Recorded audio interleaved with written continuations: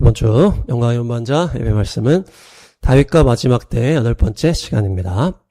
사사삼손. 우리가 사사기에 들어와서 사사의 이야기들을 이 마지막 때와 연결해서 계속 살펴보고 있죠. 기도는 마지막 때의 기도의 용사다. 그렇죠? 그리고 입다는 마지막 때 전도의 용사. 드보라는 마지막 때 말씀에 정렬되어야 된다. 그렇게 했고, 에훗은 하나님께서 마지막 때에는 작은 자를 들어서 쓰신다. 온니엘은 마지막 때 유대인과 이방인의 그런 큰 틀로 살펴보게 하셨고, 아비멜렉은 적그리스도. 그렇죠? 그리고 오늘은 기다리던 삼손. 네. 삼손의 이야기는 13장에서 16장까지 4장에 걸쳐서 나오는 사사기에서 가장 비중이 높은 사사입니다. 그래서 가장 중요하다고도 볼 수가 있는데요. 삼손은 블레셋 민족과 싸우는 사사예요. 그래서 블레셋은 암몬, 모압, 미디안, 아말렉 이렇게 사방에 이제 적들이 있었잖아요. 근데 그 원수들과는 다르게 이스라엘 백성들이 사는 그 땅 안으로 들어오는 백성이 바로 이 블레셋 민족이었어요. 그래서 블레셋은 그 이스라엘 땅 안에 살려고 그러는 거예요, 자꾸. 그래서 다른 민족들은 자기 땅들이 있고 이 와서 침공하는 어떤 그런 분위기였다면은 블레셋은 아예 그 나바리가 겹치는 거예요, 이스라엘이랑. 그래서 외부 민족인데도 그 안에서 이스라엘을 몰아내고 자기들이 거기를 다스리려고 하는. 그래서 지금 팔레스타인이 블레셋에서 나왔다 그랬잖아요, 이름이. 그래서 그렇게 비슷한 상황인 거예요. 너무 비슷하죠? 지금도 이스라엘 영토 안에 아랍 사람들이 계속 팔레스타인이라는 이름으로 막 때를 쓰면서 자기 나라가 그 안에 세워져야 된다고. 삼손 때도 똑같이 블레셋 사람들이 이스라엘 영토로 들어와가지고 거기서 자기들의 영향력을 행사하고 있었다. 그래서 이 말씀의 근거가 13장 보니까 나오는데, 여호수아. 여기 딱 나오잖아요? 블레셋. 딱 지금 정복해야 될 남아있는 땅이 딱 나오는 거예요, 블레셋이. 그래서 그 블레셋 해변의 5도시, 가사, 아스돗, 아스글론, 가드, 엘론. 그쵸? 지금 그 가사가 이제 가자 지구잖아요. 그래서 그 땅이 블레셋의 땅이었는데 정복을 해야 되는데 이게 나와바리가 겹쳐가지고 계속 싸움이 있는 거예요. 그 이후에도 계속 있거든요. 막 사월 다윗 계속 나는 거예요. 그래서 이 땅을 단자손에게 딱 줬어요. 단자손에게 니네가 가서 차지해라 했단 말이에요. 근데 그들이 블레셋 사람들을 몰아내는데 실패했어. 그래서 그 실패한 마지막 끝자락의 사사가 바로 삼손이에요, 삼손. 그래서 삼손은 단지파 사람이고 그 블레셋 사람과 계속 싸우는 것이고 18장부터는 이 단지파가 그 블레셋에 그 밀려가지고 북쪽으로 올라가잖아요. 그래서 그 북쪽 그 텔단 우리가 말하는 그 라이스 그쪽으로 가서 거기서 그냥 점령해버린 그 북쪽을. 그러니까 자기의 유업을 버렸다 그랬잖아요. 자기의 기업을 자기 땅을 버리고 블레셋이 너무 세니까. 네. 그래서 그거를 자기가 밀어내진 거예요. 밀어내야 되는데 밀어내줘서 북쪽으로 가버렸어요. 그게 사사기 18장에 나오는 거예요. 그래서 삼손 이야기가 또 지금 이스라엘 땅의 그 팔레스타인 그런 테러와 연결되는 스토리라고 볼 수 있겠죠. 지금도 그 팔레스타인 블레셋 그 이름을 가지고 온 팔레스타인 애들이 자기 소유라고 하면서 막 하고 막 싸우고 테러하고 막 이렇게 하잖아요, 계속. 그 지금 섞여 있잖아요, 거기가 똑같이. 지금 이때랑 똑같은 거예요. 지금도 팔레스타인 서안지구, 가자지구 나눠놓고, 근데 전체 또 이스라엘이고, 이때도 똑같이 전체 이스라엘 땅인데 블레셋이 계속 있다. 그 안에 계속 있는 거예요. 사사기 13장. 이스라엘이 다시, 그쵸? 이게 사사기의 반복이잖아요. 이스라엘이 다시 주님 앞에서 악한 일을 또 저질렀어요. 그래서 40년 동안 블레셋 사람의 손에 넘겨지는데, 그래서 이 원리가 이 사사기의 원리요, 지금에도 그 이스라엘 땅에 똑같이 일어난다라는 거예요. 그래서 이들이 이스라엘 백성은 하나님의 백성이잖아요. 하나님의 백성이 악한 일을 저지르면은 팔레스타인이 공격하는 거예요. 블레셋이 공격하는 거예요.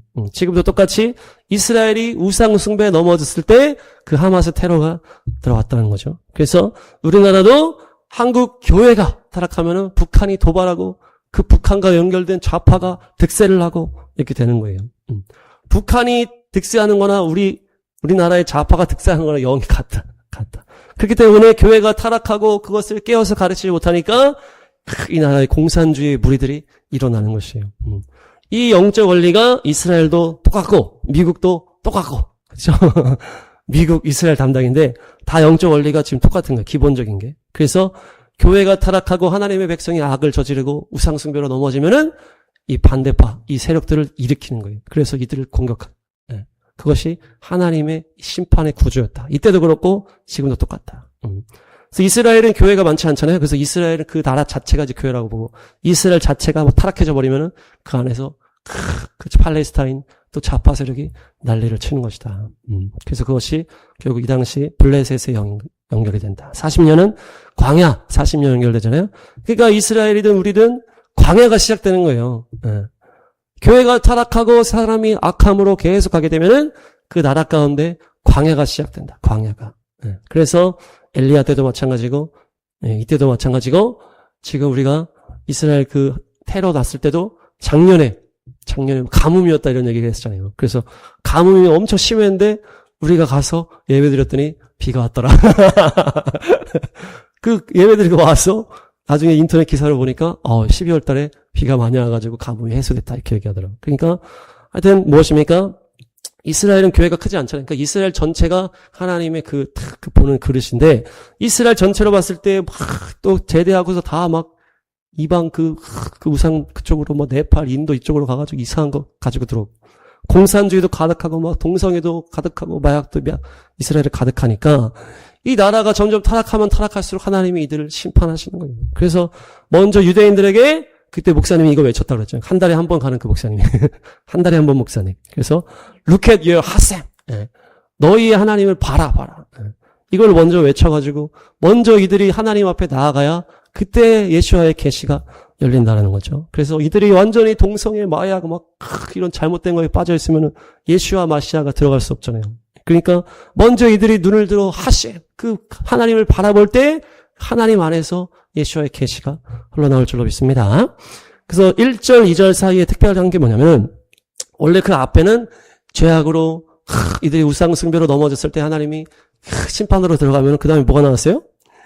부르짖었더니 이게 나왔단 말이에요, 원래. 근데 여기는 부르짖은 게 없어요. 부르짖은 게 없다라는 거예요. 그러니까 이때는 어떤 때예요? 가장 종말론적인 때라는 거예요. 사람들이 하나님을 향해 부르짖지도 않는 거예요, 지금. 하나도 안 힘들어서 부르짖지 않는지 모르겠지만. 그러니까 뭐 너무나 뭐 누릴 것이 많고, 그냥 블레셋이랑 그냥 짝짝꿍이 돼버렸어, 뒤에 보면. 그러니까 유대인들이 삼손을 그냥 블레셋한테 넘겨줘 버리거든요. 잠깐 보겠습니다. 15장.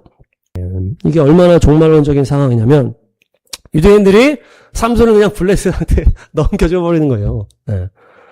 그러니까 지금 유다 사람들이 얼마나 이때 타락했는지는 우리가 별로 집중 안 했잖아요. 삼손이 왜 이렇게 자기 멋대로 하는지만 우리가 삼손의 스토리에서 그렇게 생각했는데 이 당시 유다 사람, 이 당시 이스라엘 사람들도 똑같이 가장 최악이었다는 거예요. 지금 유다 사람들은 유다 지파들 말하겠지만은 지금 마지막 때 교회와 유대인까지도 말할 수 있다는 거예요. 교회와 유대인들의 그 마음이 완전히 마지막 때 어떻게 됐다는 거예요? 마음이 완전히 무뎌져가지고 우리를 블레셋이 다스린 거를 당신도 잘 안지 않소? 이렇게 하잖아요. 전혀 블레셋이랑 싸울 의지가 하나도 없는 거예요. 11절에. 블레셋 사람들 우리를 지배하고 있다는 것을 당신도 잘 알지 않소? 근데 왜 이렇게 긁어 부스럼을 나게 하시고 완전히 블레셋에 사로잡힌 거예요. 완전히. 그러니까 이 마지막 때 강력한 그 세상의 영, 그 어둠의 영이 이 하나님의 백성까지도 완전히 장악해버린 최악의 마지막 때를 지금 말하는 거예요. 그러니까 이들이 부르짖지도 않잖아요. 힘들지만 부르짖지도 않는 거예요. 원래는 사사기 앞에만 해도 그들이 부르짖어서 사사가 나타나죠. 근데 그게 얘기가 없는 거예요, 지금. 가장 이 막장의 이 비극적인 상황이다. 네. 그래서 이것은 유대인의 마지막 때라고 볼 수 있고 교회에도 마지막 종말론적인 상황이다. 그래서 하나님께서는 하나님의 임무를 중간에는 어떻게 할 수가 없어. 중간에 할 수가 없기 때문에 그냥 태어날 때부터 해야 되는 거예요. 태어날 때부터 작업을 해야 되는 거예요. 네. 그래서 삼손을 만들기 위해서 태어날 때부터 그 부모한테 가서 나실인으로 키워라 이렇게 하는 거예요. 그러니까 최악의 어둠의 때에는 주님께서 태어날 때부터 관리를 하시는 거예요. 예레미야도 그랬고 사무엘도 그랬고 무엇입니까? 세례 요한도 그랬잖아요. 삼손도 똑같아. 최악의 상황이기 때문에 태어날 때부터 관리를 해서 하나님의 사람으로 키우는 거예요. 그래서 삼손의 특징은 마지막 부흥의 특징이다. 네, 사람이다. 삼손은 마지막 부흥이다. 네, 그래서 마지막 사사이기 때문에 마지막 부흥을 말하는 인물이라는 거예요. 4절 5절. 포도주나 독한 술을 먹지 말고 머리에 면도칼을 대지 말아라. 이게 바로 마지막 부흥의 핵심 키워드예요. 나실 사람이기 때문에 주께 드려진 봉헌된 삶을 사는 건데 모태에서부터 다 이렇게 해서 이 악이 창궐한 이 시대를 돌파하기 위해서 어떻게 했다? 하나님께서 마지막 부흥으로 쓸 인물들은 태어날 때부터 구별하는데 포도주나 독주 무엇입니까? 세상의 즐거움을 끊어버려라. 너희를 취하게 하는 다른 것들, 그런 것들을 세상의 즐거움을 끊어버리고 머리에 삭도를 대지 말라. 이것은 무엇입니까? 머리는 우리 아버지 되시는 우리 주인 되시는 예수님을 말하는 것이고 삭도는 바꾸고 변경하고 교환해버린다. 없애버린다는 얘기거든요. 그러니까 너희의 머리이신 예수님을 잊지 말고 너의 주인을 바꾸지 말고 삭도를 대지 않는다는 것은 결국 매일매일 예배하는 삶을 살아라 이 얘기예요. 오직 주님께 예배하고 경배하는 삶, 삭도를 대지 말고 머리를 자르지 말고 머리를 바꾸지 말고 예수님을 잊지 말고. 그러니까 마지막 때 대부흥의 삼손 세대의 특징은 세상의 즐거움을 버리고 머리를 자르지 않는 매일매일 기도하는, 쉬지 말고 기도하고 범사에 감사하고 항상 기뻐하고 그래서 성령을 언제나 주와 동행하고 이것이 바로 마지막 때 부흥의 핵심 키워드다. 그래서 다윗의 장막 24시간 예배 회복이 무엇입니까? 결국 우리가 뭐 하루에 쭉 해서 그것도 뭐 의미가 있겠지만은 매일매일 예배가 멈추지 않는 것을 말하는 거예요. 매일매일의 예배. 그렇죠. 우리가 일주일에 한 번 예배, 가끔 수요 예배, 가끔 금요 예배 이런 게 아니고 매일매일 예배를 드리면서 주님과 동행하라라는 그것이 마지막 때를 돌파할 어떤 유일한 길이라는 것이에요. 그래서 매일 24시간 예배 경배. 그래서 우리가 대부흥의 초점이 그거기 때문에 지금 열방에서 그런 사람들이 계속 일어나는 거예요. 매일매일 예배 드려야 된다. 매일매일 예배 드려야 된다. 매일 예배, 매일 기도, 매일 동행. 자, 다음입니다. 매일 예배, 매일 기도, 매일 동행. 네, 이것을 계속 실천하시는 거예요. 그래서 나실인으로 주님께 드려진 삶으로 매일매일 어릴 때부터 예배자로 훈련되는 것이 이 핵심이에요. 그래서 우리 실로 베노드 거기도 다 어릴 때부터 그 기도의 집에서 찬양하고 그러다가 그렇게 컸다 그랬잖아요. 어릴 때부터 예배자로 훈련되는 게 이 마지막 때 핵심인 거예요. 그래서 요즘에 24시간 그 예배 하시는 분들도 어린애들 같이 막 하잖아요. 어린애들 못 들려놓고 계속 막 같이 찬양하고 계속 뭐 못해도 시켜 그냥 계속 애들 같이 하는 것이고 주사랑에도 계속 애들 몰려가지고 계속 어릴 때부터 예배하면서 예배밖에 방법이 없는 거예요. 그냥 뭐 놀아준다고 이게 애들이 세상에 안 가는 게 아니고 계속 매일 예배를 드리게 해야만이 세상의 그 재미와 싸울 수가 있다는 것이에요. 다윗이 딱 그런 인물이었다. 다윗은 어릴 때부터 부모가 별로 신경 안 쓰고 그냥 이렇게 해가지고 혼자서 목초지에서 양을 키우면서 어릴 때부터 주님을 찬양하고 수금을 연주하고 주님을 노래하고 그것이 어릴 때부터 예배자의 삶으로 탁 훈련이 되니까 그 믿음이 끝까지 승리하게 된 것이에요. 그래서 결국에 왕이 된 다음에도 매일 예배를 쫙 추진을 하고 결국에 자기가 어릴 때부터 했던 것을 끝까지 죽을 때까지 그것을 주님께 고정함으로 믿음을 끝까지 잃지 않았다는 것이에요. 매일 예배, 매일 기도, 매일 동행으로 어릴 때부터 예배자로 훈련되는 것이 마지막 대부흥의 핵심 가르침이다. 그래서 예배자가 되었을 때 세상 재미를 이길 수 있다. 그래서 매일의 예배자가 되시길 축복합니다. 그래서 삼손도 들릴라에게 그 예배의 비밀을 빼앗기잖아요. 그러면서 머리가 밀려지게 되죠. 그것이 바로 주님과의 그 예배와 매일의 시간이 끊어졌다는 것을 말해요. 네. 그래서 그것이 비밀이었는데 들릴라한테 말하면서 그 비밀이 노출되잖아요. 결국 주님과의 우리가 비밀의 시간이 결국 1대1의 이 골방의 시간이 매일매일 있어야 된다는 거예요. 나와 주님과의 사랑의 그 시간들, 골방의 시간, 비밀의 시간, 그 속삭임의 시간이 매일매일 있어야 되는 그것이 매일 예배 핵심이잖아요. 근데 그것을 비밀을 폭로해버리니까 마귀가 탁 못하게 하잖아요. 그러니까 머리 확 밀어버리는 거잖아요. 그러니까 세상 재미 쾌락에 빠지면서 매일 예배가 중단돼 버리는 것이 들릴라의 유혹에 넘어가는 것과 연결이 되는 것이에요. 그렇게 되니까 어떻게 됩니까? 두 눈이 뽑혀버리는 거예요. 눈이 뽑혀버린다는 것은 영의 눈이 사라져버렸어요. 하늘의 계시가 닫혀져 버리는 거예요. 그러니까 하늘의 감동이 끊어져 버리니까 주님과의 관계가 그렇게 되는 거예요. 그러니까 다윗이 그것을 제일 두려워했잖아요. 자기가 하나님 앞에서 죄를 짓게 되니까 주의 성령을 거두지 마옵소서. 제가 읽겠습니다. 시편 51편. 내 마음에 깨끗한 마음을 창조하여 주시고 경과하게 심령을 새롭게 하십시오. 주님 앞에 나를 쫓아내지 마시고 성령을 거두지 말아 주십시오. 주님께서 구원의 기쁨을 내 안에서 회복시켜 주시고 자발적인 마음을 주십시오. 지금 이렇게 세 번역으로 한 것인데요. 깨끗한 마음이 창조되고 내 심령이 새로워지고 구원의 기쁨이 언제나 있어야 되고 자발적인 마음이 있어야 되는데 예배가 멈춰지고 이 들릴라 유혹에 넘어가 버리니까 그 마음이 사라져 버린 거예요. 구원의 기쁨이 없어져 버린 거예요. 자발적인 마음이 없어져 버린 거예요. 깨끗한 마음이 없어져 버리니까 깨끗한 정결한 심령의 주님의 얼굴을 볼 수가 있는데 깨끗한 마음이 없어져 버리니까 주의 얼굴이 안 보이는 거예요. 그러니까 주의 음성도 들려지지 않고 주님과 관계가 끊어져 버린 것처럼 느껴지는 거예요. 그러니까 이게 얼마나 비극적인지, 그렇죠? 우리는 안 들어가 봐서 잘 모르는데 네, 평생 안 들어가시길 축복합니다. 주님과 관계가 깊이 있다가 단절된 그 기분이 무엇일까? 완전히 주님의 음성이 안 들려지고 단절돼 버린 그것이 무엇일까? 최악의 안 좋은 거라는 거예요. 그러니까 다윗이 그것에 대한 위험이 오자마자 그냥 꼬꾸라져 엎어져 버린 거예요. 주님과의 그 긴밀한 그 관계를 아는 자가 다윗이었기 때문에. 네, 누군가는 이 삼손의 이 마지막 이것을 나실인 서원과 연결을 해서 토라와 연결하거든요. 민수기 6장.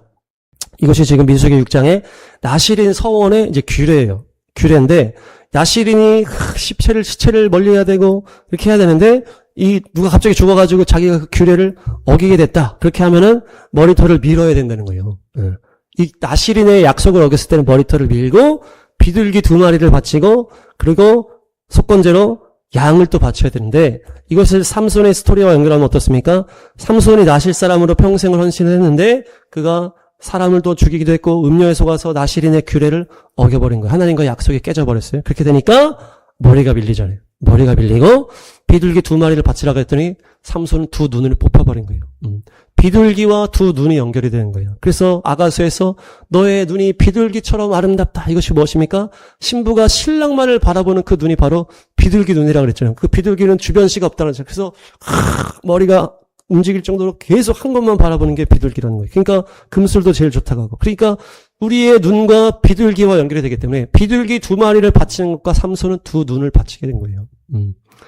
그러면서 새로 헌신할 때 1년 된 수양을 바치면서 새롭게 시작해라 하거든요. 근데 지금 삼손은 마지막에 자기 몸을 제물로 바쳐버린 것이에요. 그러면서 이후에는 또 새로운 주님의 나라로 들어가죠. 죽으면서. 새로운 나실인으로. 그러니까 삼손이 마지막에 이렇게 약속을 어기게 되고 머리가 밀리게 되고 2 눈이 뽑히게 되고 결국 자기가 죽는 이 모든 것이 율법의 이 나실인 규례와 다 연결이 된다는 것이에요. 또한 삼손의 마지막 죽을 때 그 모습이 무엇입니까?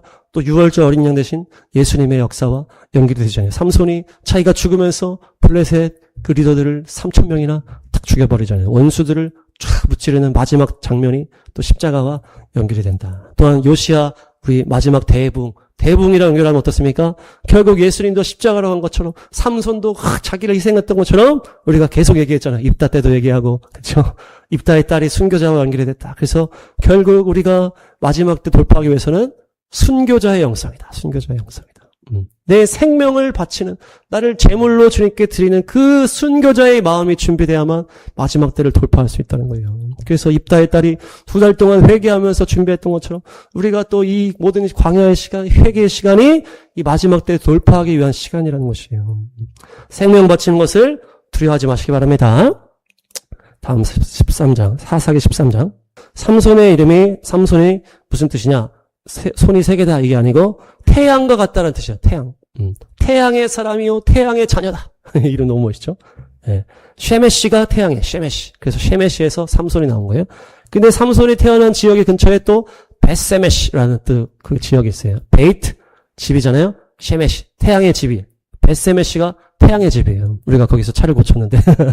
근데 삼손이 소라 땅에 태어났다고 하는데 그 소라 바로 옆에가 벳세메시예요. 벳세메시. 그러니까 태양의 집에서 태양의 아들이 태어난 거예요. 그렇죠? 그래서 이 대부흥과 연결하면은 태양이 떠오르는 땅에 또 대부흥의 백성들이 숨어 있다. 그것이 어디입니까? 대한민국. 그렇죠? 그 동쪽 끝에. 그렇죠? 이 대륙, 이스라엘이 같이 있는 이 대륙의 제일 동쪽 끝이 우리 대한민국이잖아요. 물론 태양을 마크로 한 일본도 연결될 수 있어요. 태양의 국기에 딱 태양이 있잖아요. 그래서 일본도 또 우리와 함께 마지막 대부흥을 위해서 동에서 서로 쭉 가잖아요. 이스라엘 향해서 쭉 복음 들고 가는 마지막 대부흥의 핵심 세대가 바로 삼손 세대요. 우리인 줄로 믿습니다. 서로 인사합니다. 당신은 삼손입니다. 태양처럼 빛나시길 바랍니다. 네.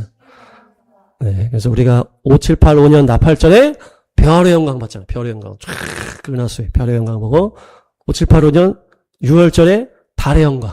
그쵸? 산 꼭대기에서 달을 보고. 그 다음에 5786년 6월절에 해의 영광을 봤어요. 해의 영광을.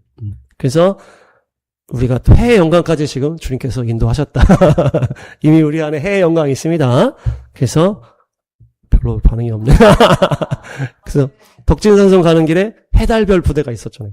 해달별 부대. 그래서 태양과 같은 자녀가 최고의 전투력의 자녀인 거예요. 고린도전서 15장 부활장에 별의 영광, 달의 영광, 태양의 영광, 부활의 영광에 같이 있을 것이다. 그런데 태양의 영광은 무엇입니까? 별은 어둠 가운데 그냥 빛나는 정도, 달은 약간 밝게 하는 정도지만 태양이 나타나는 순간 어둠이 확 떠나가는 거예요.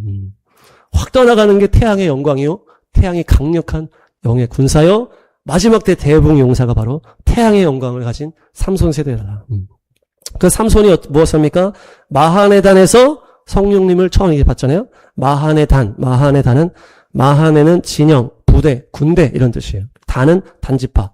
단이 딘, 심판하다에서 나오거든요. 삼손이 단지파라고 그랬고 딘이 심판이기 때문에 단은 심판을 말하는 거예요. 그러니까 마지막 때 그 대붕의 삼손 세대 핵심은 심판의 군대예요. 심판의 군대. 마하네가 진영, 부대, 군대 이런 뜻이고 마하네 단의 부대, 심판의 부대, 심판의 군대라는 거예요. 심판의 군대. 우리는 마하네 단입니다. 심판의 군대입니다. 우리가 어둠을 다 몰아내는 거예요. 우리가 가면 그냥 어둠이 다 벌벌 떠는 거예요. 그래서 어둠을 우리의 성령 충만한 그 태양, 주님의 태양과 같은 빛으로 다 몰아내는 세대가 삼손 세대요. 마지막 때 대붕 세대요. 우리다. 그래서 삼손의 특징이 뭐냐? 14장 삼손이 처음 힘을 드러내는 장면인데 누굴 찢어요? 사자를 찢어버리는 거예요. 사자를. 딥나의 포도원에 갔다. 딥나가 무슨 뜻이냐? 딥나는 할당된 몫이라는 뜻이에요. 할당된 몫. 그러니까 포도원은 자기의 영역에 자기 사역을 말하는 거예요. 그러니까 마지막 때 대부흥의 세대는 주께서 맡겨주신 자기 사역에 그곳에서 어둠의 마귀를 찢어버리는 거예요. 할당된 그 포도원. 우리에게 맡겨주신 그 영역이 있잖아요. 우리가 주께서 우리에게 이끌어주시는 그 할당된 영역이 있다는 거예요. 우리 가정, 우리 교회, 또 우리 열방기도, 또 우리가 만나는 사람. 그것이 우리에게 할당된 몫인데 그 안에서 성령 충만함으로 마귀를 찢어버리는 역할을 태양의 부대가 하는 것입니다. 심판의 부대. 그래서 이 어린 사자라고 하는데 이 어린 사자가 케피르아리예요. 케피르아리. 따라합니다. 케피르아리. 아리가 이제 사자고 찢다. 그리고 사자 갈기 때문에 빛이랑 연결돼서 오르랑 연결돼서 아리 이렇게 하는데 그리고 케피르가 어리다라는 해석되는데 젊다라는 의미도 있고 카파르 덥다라는 의미도 있어요. 덥다. 케피르아리가 이제 어린 사자 이렇게 했는데 케피르가 덥다라는 의미가 있기 때문에 결국 이 사자가 어린 사자가 아니고 덮치려는 사자라는 거예요. 덮치려는 사자. 삼손을 덮치려고 사자가 왔다는 거예요. 얘 새끼 사자를 찢었다는 게 아니고 완전히 무서운 사자가 온 거예요. 강한 사자가 왔는데 덮치는 사자. 그래서 근데 삼손이 사자를 찢어버린 거예요. 그냥 어렸기 때문에 삼손이 찢었다 이런 표현이 아니고 강력한 사자가 왔고 삼손을 먹어버리려고 왔다는 거예요. 캐피. 그래서 베드로전서에 정신을 차리고 깨어 있십시오. 여러분의 원수 악마가 우는 사자같이 삼킬처를 찾아 두루 찾아다닙니다. 그 말씀 있잖아요. 베드로전서에 우는 사자가 삼킬자를 찾는 것처럼 원수 마귀가 우리를 공격한다고 하는데 우는 사자 여기 좀 나오잖아요. 사자가 소리를 내며 달려왔다는 거죠. 어린 사자가 으르렁거리며 달려왔다. 이게 지금 우는 사자가 삼손을 향해서 덮친 거예요. 그랬을 때 삼손이 사자를 찢어버렸어. 그러니까 마귀가 우리를 공격하더라도 주님의 심판의 부대요, 마지막 때 대부흥의 부대요, 삼손의 세대는 마귀를 찢어버리는 거예요. 자, 한번 찢읍시다. 찢어버려, 마귀를. 마귀의 입을 찢어버리는 거예요. 마귀는 삼키려고 하잖아요. 우리를 덮어버리려고 하는데, 어둠으로, 걱정심, 두려움으로 막 절망으로 우리를 덮으려고 그럴 때, 팍 찢어버리는 거예요. 그냥 찢어. 근데, 염소 새끼를 찢듯이 찢어버렸다. 염소 새끼. 그러니까, 그냥 강력한 사자를 염소 새끼 찢듯이 찢어버렸다. 쉽게 맨손으로 찢어버린 거예요, 삼손이. 삼손도 놀랐을 것 같아요. 아니, 그냥 찢어버리네. 처음 나온 장면. 근데 이 염소는 또 무엇과 연결됩니까? 그 염소 우상 있잖아요, 염소 우상. 마귀랑 연결돼. 염소 우상. 염소 우상은 그 불순종과 연결이 되잖아요. 불순종의 우상, 하나님 앞에서 고집 피우고 그렇게 하는 거. 그것과 그 마귀와 연결이 되는 거예요. 그 사자를 염소 새끼 찢듯이 찢어버렸다. 그러니까 염소 새끼의 그 어둠의 그 마귀 세력들을 완전히 박살내고 불순종하게 하고 하나님 반대로 가는 모든 것들을 찢어버린다. 예, 그래서 이 마지막 때 대부분 삼손 세대는 이렇게 강력한 영적 능력이 있다는 거예요. 강력한 영적 능력이 우리에도 있습니다. 우리가 있는 거예요. 눈앞의 현실은 그렇지 않은 것 같지만은 우리가 있는 거예요, 지금. 그래서 우리가 이미 삼손 세대, 3명, 삼손. 기도원 300용사의 삼손에 지금 장난 아니네요. 그래서 서로 인사합니다. 당신은 강력한 용사입니다. 네, 마귀를 찢으시기 바랍니다. 사사기 14장 8구. 사자를 찢어버린 다음에 거기에 뭐가 나타나는 거예요? 꿀이 나타나, 꿀. 벌떼가 있고 꿀이 있다. 이렇게 하잖아요.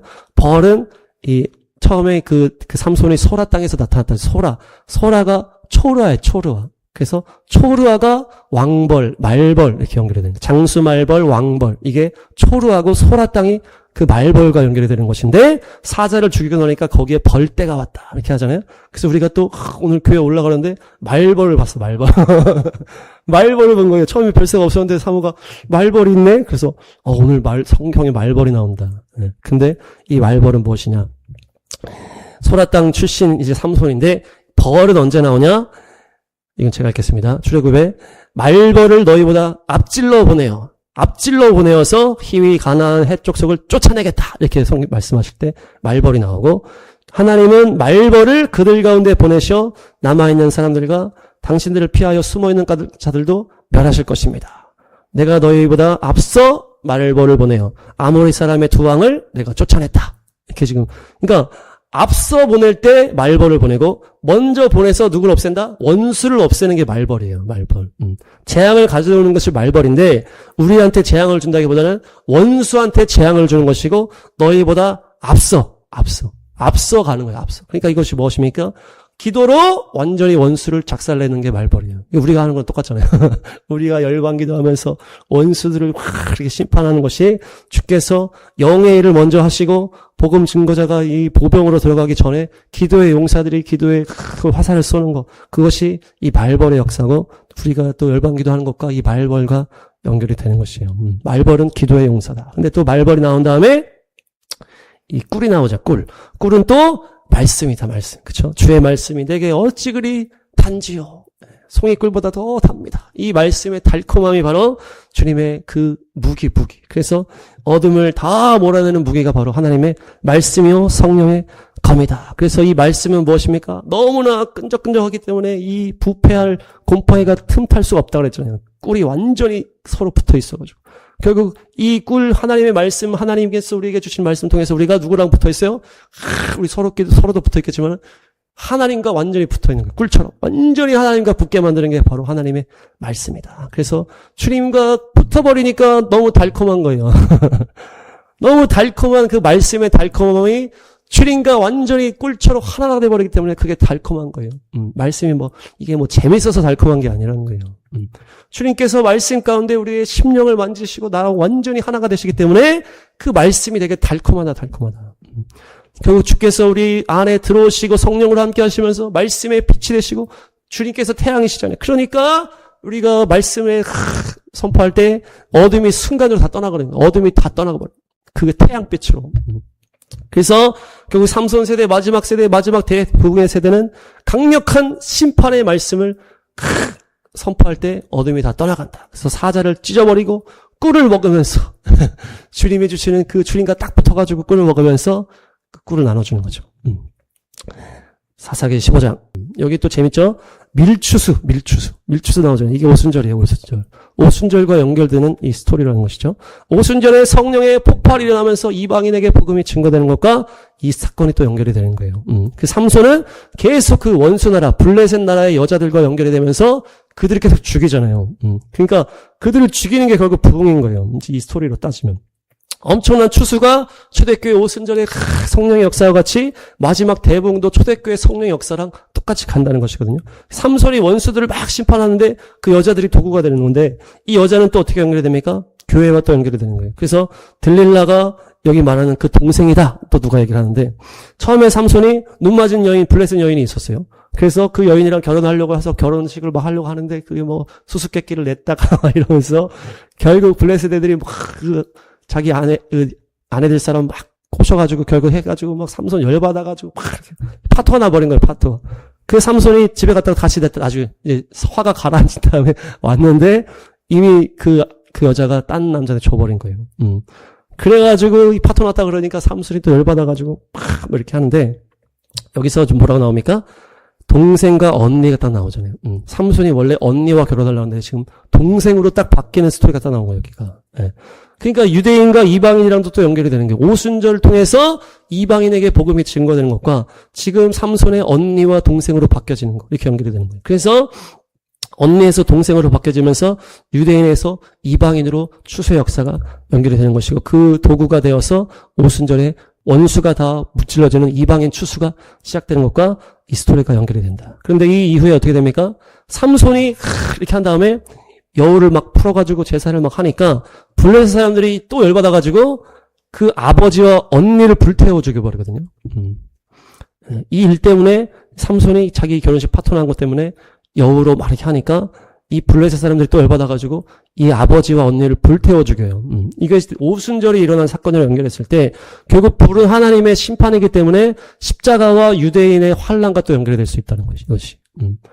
아버지와 언니가 불태워 죽었다. 이것이 하나님께서 심판으로 무엇입니까? 십자가와 유대인 환란으로 이방인 때가 연결된다. 이렇게 연결될 수가 있다. 그래서 이 남은 동생이 이제 어떤 이제 누가 해석하는 사람이 이게 들릴라다 이렇게 얘기를 하는 거예요.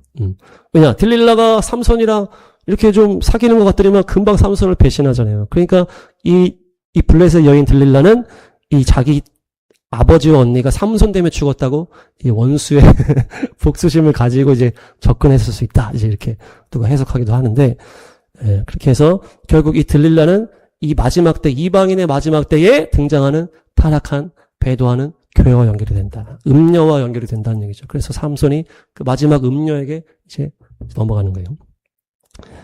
다음 이야기 보시면 15장 13절에서 20절까지. 이것이 이제 유다 사람들이 삼손을 내어주는 장면, 이 밧줄에 묶였다가 풀려나면서 낙이 턱뼈로 1000명을 죽이고 그렇게 하다가 라말레히, 턱뼈 때문에 이 쌓여진 무더기다. 그래서 라말레히인데 그곳에서 결국에 부르짖었다. 이 삼손이 나오잖아요. 원래 이스라엘 백성들이 부르짖어야 되는데 다 타락해서 부르짖지 않은 거예요. 그러니까 삼손만 지금 여기서 부르짖은 거예요. 부르짖은 자의 셈이다. 그래서 엔하코레가 여기 딱 나오는 거예요. 그러면서 삼손이 20년 동안 이스라엘 사사로 있었다. 이것이 또 이방인의 때와 연결될 수도 있고. 그래서 유대 사람들이 삼손을 이방인 블레셋에게 연결되는 장면과 또 모든 것이 이 구약의 모든 것이 예수님과 연결이 되기 때문에 또 이것이 또 예수님 십자가와도 연결이 될 수 있다. 근데 이 낙이 또 낙이 예수님이 또 입성하신 그 낙이 턱뼈는 또 뺨을 말하기도 하는 레히라는 단어인데 이것으로 원수를 다 또 심판하시고 그 다음에 턱뼈로 죽은 사람들을 무더기로 쌓아버렸다. 그러면서 그곳에 우묵한 곳을 치셨다 이렇게 하거든요. 주께서 우묵한 곳을 치시니 물이 터졌다. 우묵한 곳을 치신다가 마크데시 바카예요. 합니다. 마크데시 바카. 마크데시는 절구통에 넣어서 부수다 이런 뜻이에요. 절구통이 이렇게 우묵하잖아요. 그래서 우묵한 곳이라고 이제 해석이 된 것이고 절구통에 넣어서 부시다는 거기 때문에 결국에 이것은 맷돌의 기도를 얘기했죠. 우리가 자기를 완전히 부인하는 기도, 완전히 내가 가루로 빠지는 그 겟세만의 기도를 말하는 것이고 박하는 쪼개다, 뚫다, 부수다 이런 뜻이에요. 그러니까 자기를 부인하는 그 기도를 통해서 어둠을 뚫어버린 것이다. 막힌 문을 부셔버린 것이다. 그것을 말하는 거예요. 그래서 자기를 부인하는 기도로 그것을 뚫었을 때 생수의 강물이 탁 터졌다는 것이에요. 이것이 또 오순절과 또 연결이 되는 것이죠. 그래서 주께서 그 부인하는 그 겟세마네로 십자가를 완성하시고 생수의 강물이 열방으로 터져나갔다. 그러면서 부르짖는 자의 셈, 너는 내게 부르짖으라. 내가 내게 응답하겠고 네가 알지 못하는 크고 비밀한 일을 이루리라. 이것이 또한 이방인의 또 대추수와 열방의 부흥의 역사와 연결이 되는 것이고, 결국 그 핵심이 또 무엇입니까? 부르짖으라, 부르짖으라, 부르짖으라. 마지막 대부흥의 핵심은 또한 부르짖으라. 자, 부르짖겠습니다. 예슈아를 선포합니다. 시작. 예슈아! 부르짖어라. 이것이 간절함이요 또 나의 진심이 나오는 거란 거죠. 상한 심령, 가난한 마음, 주께서 받으시는 그 예배가 가난한 마음이요 상한 심령이다. 이것이 부르짖음이다. 부르짖음이다. 그래서 우리가 부르짖을 때에 주께서 또 성령으로 생수를 터뜨려 주시고 크고 비밀한 일을 이루어 주시는 것입니다. 그래서 또 삼손과 세례 요한과 연결을 해서 또 세례 요한도 태어날 때부터 다 아시리였잖아요. 그래서 우리가 예수님의 초림을 준비한 세례 요한과 같이 예수님의 재림을 준비하는 삼손 세대가 되자. 그래서 강력한 또 심판의 말씀을 가지고 원수를 다 찢어버리는 삼손으로 승리할 줄로 믿습니다. 정리합니다. 삼손은 마지막 때 대부흥. 그렇죠? 그래서 마귀를 찢어버리는 강력한 영적 능력의 소유자다. 우리가 이미 이 능력을 소유했다는 것이에요. 그래서 벳세메시 태양의 집에서 삼손, 태어난 삼손, 태양의 아들이다. 그래서 태양의 영광으로 충만한 자들이 마지막 때 대부흥의 역사의 주인공이다. 포도주와 독주를 멀리해라. 이것이 그냥 내가 애써서 멀리한 것이 아니고 머리에 삭도를 대지 않으므로 매일매일의 주님과의 동행함으로 매일매일 예배자로 훈련되어서 다윗과 같이 24시간 경배로 올려드리고 또한 그 양을 치면서 계속 주님을 노래했던 것처럼 우리가 삶 속에서 항상 기뻐하고 쉬지 말고 기도하고 범사에 감사하면서 예배자의 삶을 살 때 세상 재미를 이제 멀리하고 이길 수가 있다. 그래서 이것을 예배를 멈추게 했을 때 원수가 우리를 계속 예배를 멈추게 만들었을 때 우리의 눈이 뽑히게 되고 우리가 결국 죽게 된다. 근데 예수님께서 결국 자기를 부인하고 제물이 되셨던 것처럼 삼손도 자기를 완전히 제물로 바쳐서 승리했던 것처럼 우리도 마지막 때는 순교자의 영성으로 나아가야 된다. 그래서 마지막 대부흥의 또 승리자들은 심판의 군대, 이 심판의 군대는 하나님의 말씀이다. 꿀 같은 말씀은 완전히 내가 주님과 달라붙었기 때문에 주께서 주시는 그 달콤함이 꿀 같은 것인데 그것이 결국 이 부르짖는 자의 셈, 자기를 부인하는 그 겟세마네 기도를 통해서 어둠을 돌파해서 생수를 터뜨려서 크고 비밀한 일을 이루는 놀라운 삼손 세대, 태양과 같은 세대, 마지막 대부흥의 세대, 우리 주 예수와 오실 길을 예비할 세대로 승리하게 될 줄로 믿습니다.